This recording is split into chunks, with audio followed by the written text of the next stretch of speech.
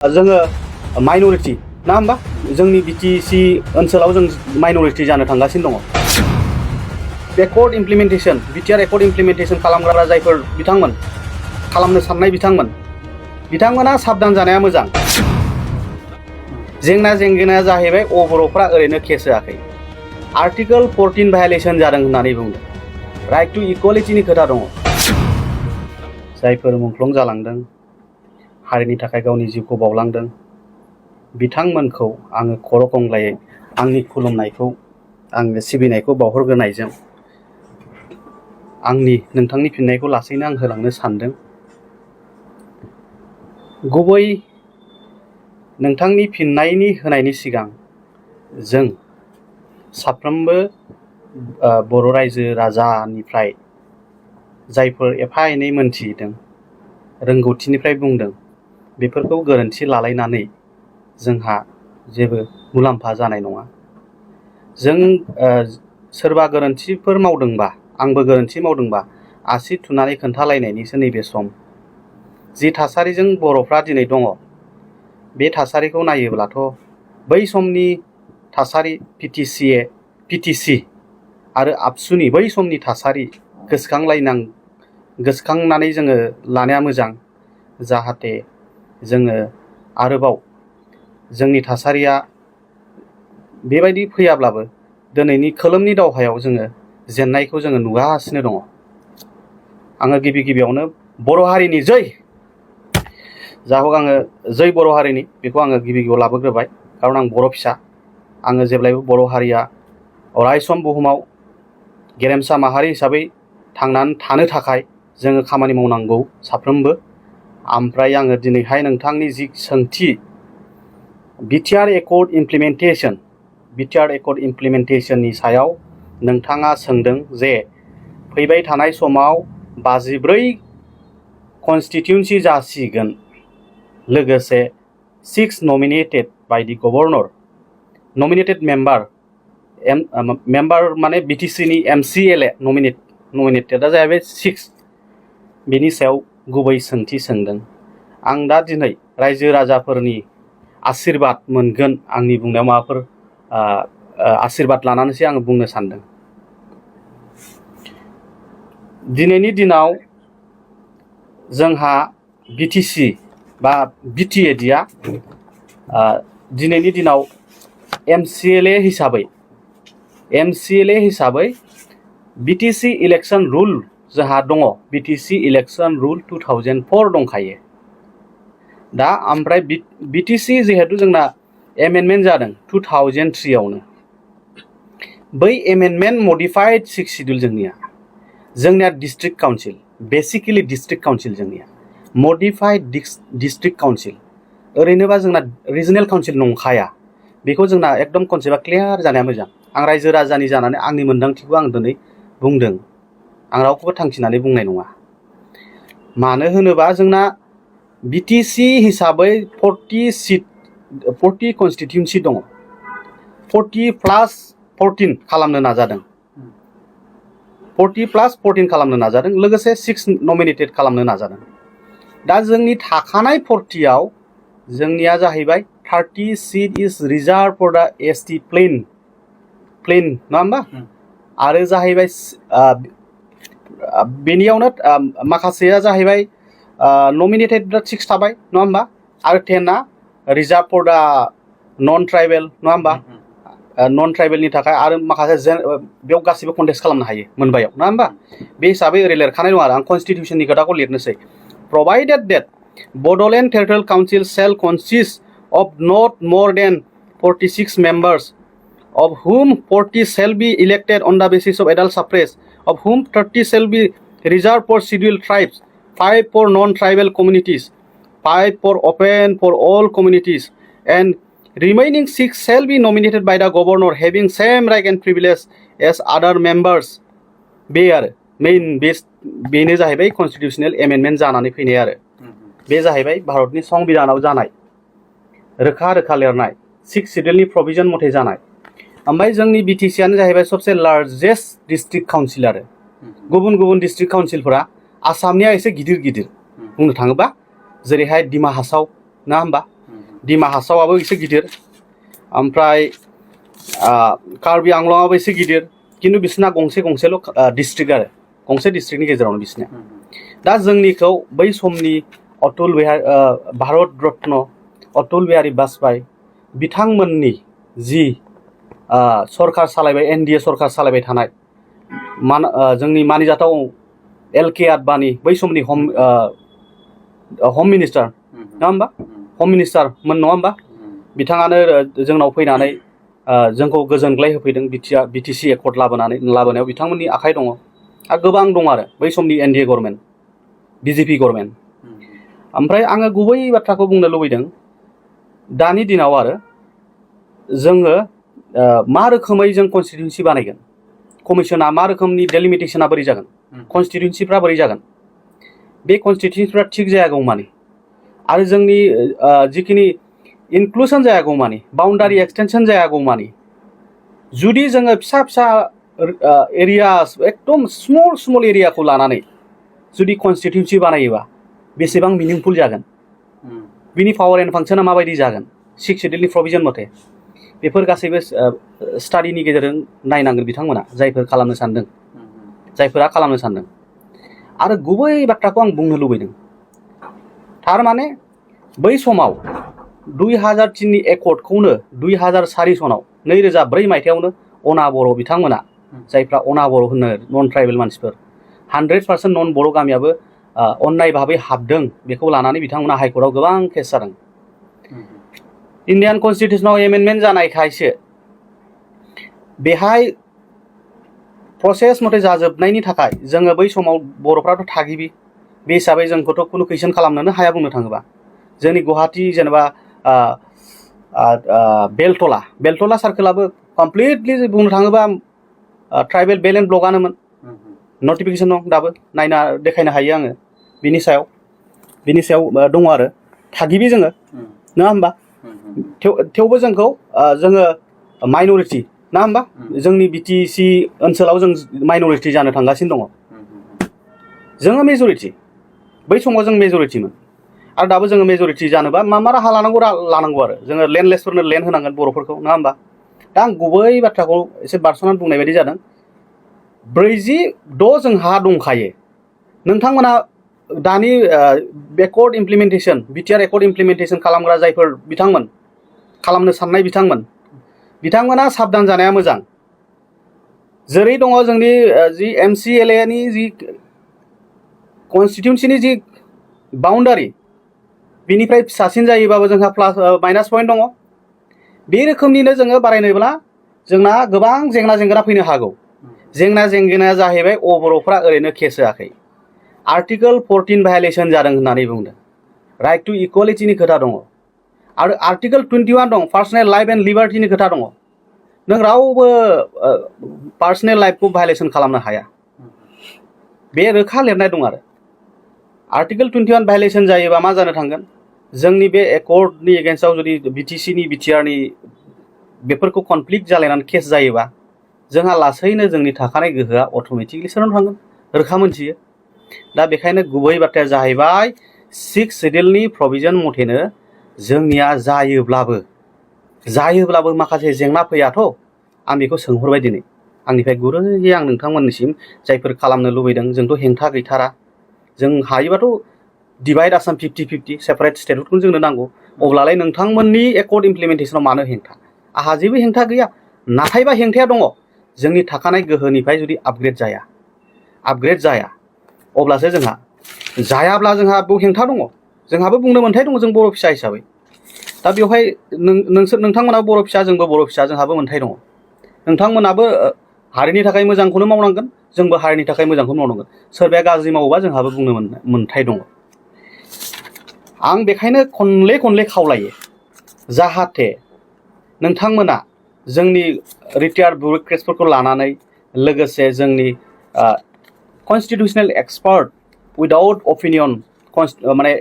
कन्स्टिटिउसनेल एक्सपार्टफोरनि एडभकेटफोरनि opinion लासेनो नोंथांमोना बेखौ पार्लामेन्टआव लाबोनानै बिल पास खालामलायनानै लाबोनो नागिरनानै बेफोर उननि बेलायाव जाहाथे भायलेसन जादों होननानै केस बायदिसिना जाया बेखौ नोजोर बोनानैसो इमप्लिमेन्टेसनखौ खालामनाया गाहाम बेखौसो खालाम जोंहा बहुतसो मदद दङ आरो मोनसे बाथ्राया जाहैबाय रिनेम नोंथांमोनाथ' बिटिआर खौ रिनेमखौ गभर्नरनि गेजेट नटिफिकेसन खालामखाबाय ना होमबा गभर्नरनि गेजेट नटिफिकेसनजों नोंथांमोना खालामखाबाय आरो बेखौ नोंसोर आन्डार चेलेन्जबो जानानै दङ आं बेखौ बुंनो थाङा आं बेवहाय जेबो बुंनांगौ गैया आहा नोंसोरो 28 सेप्टेम्बर 2020 मायथाइयाव clause number FF sub paragraph 3 of the paragraph number 1 of the 6th schedule to the Constitution of India, the Governor of Assam is pleased to alter the name Bodoland Territorial Area District as specified part 1 of the table appended to paragraph number 20 of the 6th schedule to the Constitution of India to Bodoland Territorial Region with immediate effect. थारमाने बिसोर immediate effect खालामखाबाय बेखौ आं एसे मोजाङै बिजिर लाजानो लुबैदों बेखौ एसे लानाय बेखौ रायजोफ्रा मोनथिथों बेखौ आरोखि थारमाने आं रायजोफोरजोंसो रायलायदों आरो बिटिआरआ जोंजों रायजो राजा आइ आफा जाम्बा जाम्बि बा बयजोंबो जोंहा मा लोब्बा दङ बे जोंजों लोब्बा दङ अराय सम जोंनि थांनानै थानायनि थाखाय बिटिआर रेकर्डजों जोंहा लोब्बा दङ सोरबा दैदेनगिरिफ्रा दिनै पावार पलिटिक्सनि थाखाय जोंखौ सोगाबनो नाजादों जों बेखौ आन्दाज मोनाखै सिरि माने उन्दुफ्लानानै दङ उन्दुलांफ्लानानै जों फोजाबाबो हायाखै खोनासङानो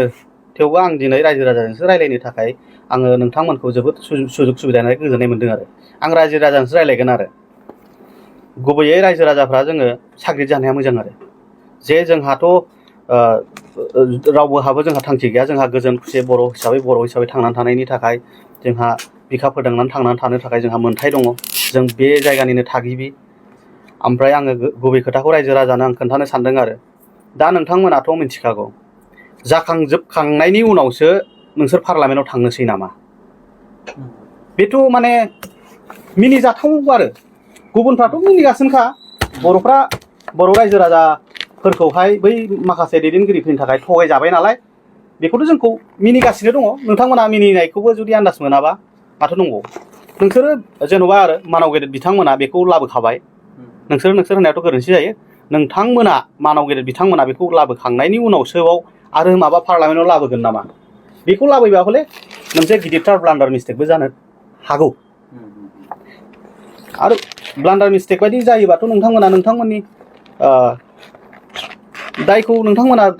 गमामायै रिजनेल काउन्सिल हिसाबैनो लांनो स्टाइलाव जागासिनो दङ जोंनाथ' डिस्ट्रिक्ट काउन्सिलसो रिजन सोदोबाथ' ओरैनोबाबो हाबखानो मोनखाया आरो गोबांथार रेकर्ड दं आंनाव नोंथांमोननि गोदान दा टेन्डार नटिस होनायफ्राव नाय हेडिंआव बिटिएडिखौनो लिरगासिनो दङ आंनाव दङ मैयाबो फैदों आंनाव मोनसे बिटिएडि लिरो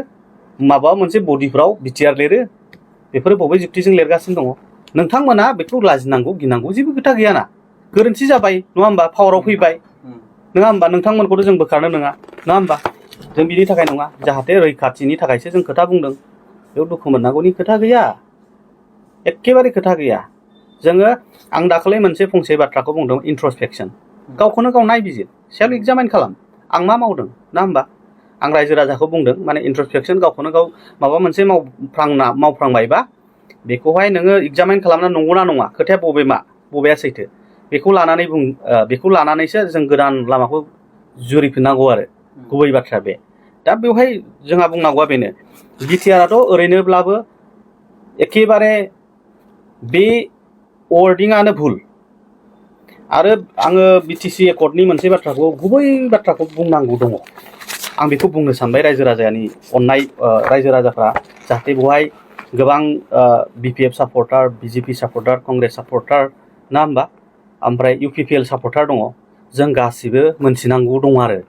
गभर्नमेन्टआथ' फैगोन थांगोन नों गाबोन सोरबा गभर्नमेन्टजों सापर्ट जागोन जों गावजों गावलाय मानो रायजो राजाफ्रालाय मानो नङा होमबा जों भटार्सआलाय नङा होमबा गाज्रि मोनलायनांगौ मानो जों मोनथिनांगौ नोंथाङा जाखौ मिथिगौ खोन्थालायनांगौ आरो बै जोंखौथ' जेरावबोथ' बाहागो लाफानोथ' होखायाना एकर्ड समावथ' आंथ' बोरै थांफानिनि खोथा फैनो लिंहरबासो आरो सुजुग सुबिदाखौथ' ओरैनो मोना सासे दैदेनगिरियाल' मोनो सानै साथाम दैदेनगिरियाल'सो मोनोना बेहाय मोनसे बाथ्राखौ आं रोखा रायजो राजानो खोन्थानो कमप्रिहेन्सिभ एन्ड फाइनाल जों कमप्रिहेन्सिभआव थांला आरो बाथ्राखौ फाइनालाव थांनोसै दाना फाइनाल सोदोब माने मा फाइनाल माने जोबथा बिदाय फोरबो ना होमबा आल्टिमेट बेवहाय जेबो फिउचार माबा गैला आरो दा फाइनाल माने जेरै जोङो रायजो राजाजों आं रायलायनो आरो जे फुटबल खेला ना होमबा टुर्नामेन्ट मोनसे जायोबा जोबथारनायाव फाइनाल जायोबा मा जायो जेरैबाबो फोजोबखाथारो खेलखौ फुटबल माबाखौ गेमखौ आरोखि जे नोङो ड्र जालायथारबाबो मा होनो बेखौ पेनाल्टि होलायनानैबाबो फोजोबनांगौ जायो थिग बिदिनो फाइनाल आरो कम्प्रिहेन्सिभ खालामबाय बर'फोरजों होनदों बे टु देयार डिमान्ड्स व्हाइल कीपिं इनटेक्ट द टेरिटरि इंटीग्रिटी अफ द स्टेट अफ आसाम बेखौ जों रायजो राजाफ्रा ओरैबायदि बुजिनाया मोजां आरो आं आइननि छात्र हिसाबै आरोबाव आं छात्र आं एडभकेट बे हिसाबै आङो नोंथांमोननो आङो शेयार खालामनो लुबैदों नेगेटिभ पजिटिभ बिदि साननांगौ गैया जेनेरेल स्टाडिल' खालाम आरो फाइनाल सोदोबखौ बाहायनो मोना बे भइड अफ एनिसिय बे भइडेबल सेन्सनि वार्ड बियो आं दाखालिबो बुंदों इण्डियान कन्ट्रेक्ट एक्टनि मथे ओरै ओरै बे कन्ट्रेक्ट एक्टआनो फैया बिथिनसेबो बे मथे गासिबो जाजोबो एग्रिमेन्टबाबो कन्ट्रेक्टबाबो गासिबो रिलेसन दंलायलायो आं ओरैनो बुङाखै थारमाने बेखौ फाइनाल कम्प्रिहेन्सिभखौ सोनो मोनखाया इण्डियान कनस्टिटिउसन आर्टिकेल 23 दङ नों मा गांदों नों मा जानो लुबैदों जानो लुबैबाय थागोन गांबाय थागोन धनियाव धनि जालांनो लुबैबाय थागोन ना होमबा बेसो थिग बिदिनो जोंनि बर'फोरनि गांनाय उखैनायखौ लानानै रावहाबो बेहाय बुंनो मोन्थाय गैया मोनसे समाव भारतआ मोनबेसेयाव जेन'बा दा गोबाङानो गोबां रोखोमनि डिमान्ड दङ ना होमबा बेखौ बुङोबाथ' एसे आलादा जायो दा बे हिसाबै जोङो बर'फ्राबो बेबायदिनो डिभाइड आसाम 50-50खौ बिदोंमोन आरो गुबैयै आं एसे नाम लानोसै मानाव गेदेर रोनगोरा नार्जारि बिथां बै समाव आं डेलिगेटआव दंमोन आरो सेन्ट्रेल डेलिगेट मोनसे आंबो गुवाहाटी इउनिभार्सिटि जेब्ला डेलिगेसनाव थांदोंमोन आं मोनसे बाथ्राखौ सोंदोंमोन आरो इउनिटि बर'फ्रा खौसेथि बड'फाया बुंलांबाय थादों दिनैसिमबो जों खौसेथिखौ नुनो मोनाखै आं बे बाथ्राखौ सोंनाय जादों खौसेथि माने स्ट्रागलजों फैयो होननानै बुंबाय बियो स्ट्रागलजोंथ' फैया खौसेथिनि मिनिङाथ' बेखौ बुजायाना इन्टिग्रेसन जोङो जिरायनानै जेरावबो ज' नङा होमबा बेसो खौसेथि गासैबो खामानियाव खौसेथि थानायखौसो न'खरैनो ज' थानायखौसो खौसेथि बुजायो नोंनि स्ट्रागलाथ' अनेक टाइपनि स्ट्रागल जानो हागौ हारसिं स्ट्रागल जानो हागौ बेलेग स्ट्रागल जानो हागौ खिन्थु जोंनि जथायै भाबै खामानि मावाब्ला जोंमोनबो जौगाया बर'फोरनि पपुलेसनाथ' जोबोद खम जोङो क'क्राझाराव जोंनिया बर' भटार्सआ बेसेबां दं दिनैनि दिनाव गाबोन जुदि डेलिमिटेसन 2026 डेलिमिटेसन जायोबा मा अबस्था जानो थांगासिनो दङ मा बेफोरबायदिखौ साननांगौ आरो जोंनिया दा गासैबो बिथिंखौ जोंनिया जाहैबाय कनस्ट्राक्टिभ नोजोरजों नायनांगौ नेगेटिभ नोंसोरखौ नेगेटिभ लानायनि खोथायानो गैखायामोन बिटिआर एकर्ड लाबोनायाव खिन्थु प्रब्लेमा जाहैबाय नोंसोरनि एकर्डआदि मा दं मा गैया आरो बै समावनो आं बुंदों माखासे खोथा माखासे एसे मानाव गेदेर बिथांमोनजों रायलायनायाव आङो डाइरेक्टलि बुंनाय जादों नोंथांमोननि एकर्डखौ आङो क्रिटिसिजम खालामनोथ' लुबैया खिन्थु आं मोनसे खोथाखौ बुंबोदों आरो बै समावबो जे नेशनेल लेभेलनि इनस्टिटिउसन लाबोनायनि खोथा बुंदोंमोन नालाय ओमफ्राय माने इनफ्रास्ट्राक्चार माखासे रेल कच माबा फेक्टरि बायदिसिना आं बेखौबो रोखायैनो बुंदों बेबो मोनबो जानाय नङा नोंसोरनिया जायनि खारन दङ स्कुल गंसे गायसनजेननायावबो कमिटि नांगौ जायो कमिटिनि कनसेन्ट नांगौ स्कुल मेनेजिं कमिटि ना होमबा माने गामिया रायजो राजायासो गायसनगोन ना होमबा बिनि उनावसो प्रसेस जागोन सासे बै फरायसालि एलपि स्कुलनि हेड मास्टारखौबो साख्रि होनो थाखाय बै एसएमसि जिरायनांगौ जायो school managing committee management committee कलेजनि प्रफेसारखौ इन्टारभिउ लानायनि सिगां अनेकटा प्रसेस दङ थिग बिदिनो central Upendranath Brahma central university बर्मायाव लाबोनायनि सिगाङावनो ओइचआरनि मिनिस्ट्रि दानि दिनाव इडुकेसन मिनिस्ट्रि दङ मिनिस्ट्रि अफ इडुकेसन सेन्ट्रेल गभर्नमेन्टआवबो दा बिथांमोना बै समाव अलरेडि बेफोर प्रसेसखौ जाथावा बेखौ लानानै एसे एडभान्स माइनट्सआव लाखानाय थानांगौ बिनि उनावसो एकर्डआव सोनांगौमोन आरो नियम दङ ना गासैयावबो प्रसिडिउरजोंसो जायो दा बिनि थाखायनो बिथांमोना माइनट्स पास खालामना हरबाय आरो गोबां बाथ्राखौ आङो रायजो राजाजों शेयार खालामनो आं एसे नाजायो आरो स्टाडि खालामनो जोंनि कर्टआव गासिबो फैजोबो गासिबो रोखोमनि प्रब्लेमा फैयो नालाय एकर्डआथ' आङो एकर्ड जानाय लोगो लोगोनो फरायखादों बिटिआर एकर्डखौ आंहा बेवहाय बुंनांगौ गैयामोन मानो होनबा दा नोंथांमोन जायफोरा माबायाव दङ रुलिं पार्टियाव दङ बिथांमोना जेन'बा सरकार सालायबाय थादों सुजुग सुबिदाखौ बिथांमोना मोनबाय थादों बे मोनबाय थानायखौ आं हेंथा खालामदों नामा बेबो आङो नंथारा आं बुंखानानै दोनदों आंहा सुजुग सुबिदा लुबैनायनि खुनु ओंथि गैया आं जाथिनि सार्थआव आरो नोंथांमोननि सार्थआवनो आं खोथाफोरखौ एसे बुंथ'वाखैमोन मोजां मावथों आं खावलायबोदोंबो हाम्बोलै आं खावलायबोदों जेरै दं बिटिसिखौ अननानै नोंसोरो डेमेज दा खालाम होननानै आं खावलायबोदोंसो बै समावबो मानगोनां जोंनि दानि CEM बिटिआरनि नङा होमबा आं बिथांनि एखेबारे चेम्बारावनो सासे बिदाजों हाबनानै जों सानैजोंनो आं खावलायबोदों आं बिथांखौ रोखा रोखा बुंबोदों जाहाथे 6 सिडिउलखौ डेमेज दाखालाम अननानै प्लिज जेरै दं सालाय जोंहा सालायनायाव आपत्ति गैया बुंदों आरो बेथ' सोलायखायो राजनैतिक भाबै सम सम उमुगा शिफ्ट जागोन उमुगाबो शिफ्ट जागोन बेथ' समनि थागिदाजों जाखानांगोन ना बेखौ जोंहालाय मानो हेंथा दं नोंसोर मोनजादों जोंलाय मानो नोंथांमोन माहाजोन जानाय नोंसोरमोन धनि जानायाव जोंहा हेंथा गैयाना मेगन सानांगौ गैया जा हक बेफोरबायदि गोबांथार जेंना दङ